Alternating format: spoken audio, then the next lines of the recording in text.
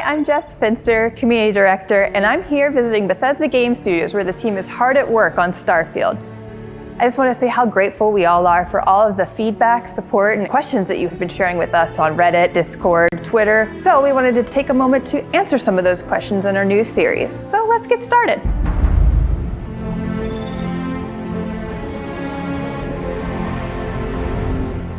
First thing that we want to know is what inspired Starfield? Oh, so many things. I think the main ones that, I'm going to go back like in time here. Sundog is a big one. Amazing game, kind of like the science fiction game when Ultimas were out. It also had this partialist interface, kind of one of the first games where you're moving objects around and putting them together, but great game where you had your own ship and you could explore around that I loved. Another one, this is a kind of pen and paper role-playing game at the time where D&D was getting popular, is this game Traveler. Traveler was a little more hard science fiction. The other thing there is one of the first games I programmed on the Apple II at the time. I really wanted to make a Traveler game. It was also my first time realizing that computers had memory that you could run out of. I can already see the comments, people saying, you've been running computers out of memory for 40 years now, but that's an easy comment, everybody. You can do better.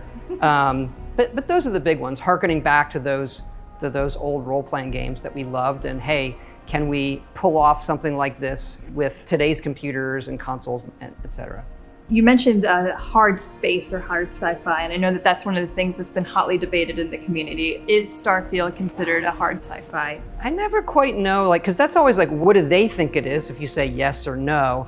I think it is more hard to us, hard science fiction, where you can draw that line from, okay, here's how man explored space, and you can even look at our ships and say, all right, that has some visual identity back to that. But it's a trap question because it's a video game, right? Like a hard science fiction video game would be you die in space cold. And a good example, we were really into fuel and how the gravity drive works, and I'm reading papers on quantum physics and bending space in front of you. You don't actually warp, you bend the space, you bring the space towards you.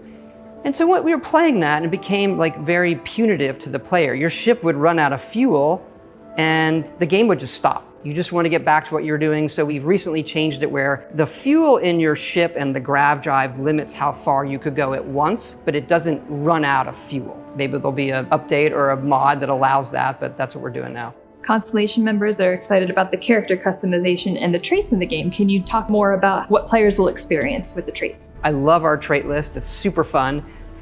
But each one obviously comes with some sort of negative as well.